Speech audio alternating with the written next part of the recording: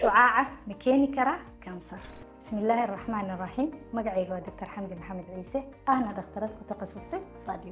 راديولوجي وحو استعمالها وارتاني كلا دوان بدنا قار كميدا يستعمالان شعاع قارنا يستعمالان شعاع كو استعمال شعاع waxaa kamida x-ray-ga caadiga CT scan-ka fluoroscopy-ga iyo mammography-ga hadaba iskaanadan iyo raajooyinkan shucaaca ay isticmaalaan waa shucaac aad u yar qatartiisuna yar tahay markii loo barbar dhigo faa'iidadiisa hadii loo isticmaalo sida ugu habboon iyo waqtiga loo baahan yahay oo kaliya ma og tahay shucaaca in laga heli karo meelo kala duwan oo laga helin iskaanada kaliya sida deegaanka aad ku nooshahay qorraxda diyaaradaha marka ku safrayso iyo si lamida cunitaanka mooska inkastoo mooska shucaaca laga helo uu aad u yar yahay waxyeelana u lahayn bini'aadamka shucaaca laga helo raajada caadiga ee la saaro xabadka loo yaqaan chest x-ray waxay u dhigantaa shucaaca ka heli lahayd 3 maalin deegaanka caadiga ah ku nooshahay sidoo kale iskaanka madaxa la saaro ee loo yaqaan brain CT scan shucaaca ka helayso waxay u dhigantaa adigoo ku safray diyaarad 22 saacadood oo kala go'o lahayn markasta shucaacu waxyeelo ma laha hadii loo isticmaalo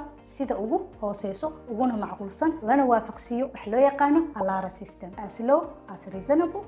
ajiifado waxa muhiim ah in taxadar gaar ah la siiyo caruurta haweenka uurka leh waayeelka iyo dadka iskaanada marar badan helay loona dooro bukaanka iskaanka ugu raqiisan ugu shucaaca ama haduu ka maarmi karabo bukaanadana waa muhiim markasto inay la tashtaan dhakhtarkooda markay rabaan inay sameeyaan iskaan ama raajo sidoo kale ay la wadaagaan xogta haday raajooyin hore u sameeyeen iskaano si ay uga badbaadaan in iskaana hore u sameysay maraba lagu diro hadaba hal iskaan oo lagu saaray kansar ma keeni kara jawaabtu waa maya isticmaalka shucaaca iskaanadaane waa safe ama wax dhiba ma leh hadii loo isticmaalo marka loo baahan yahay oo kaliya ama santimin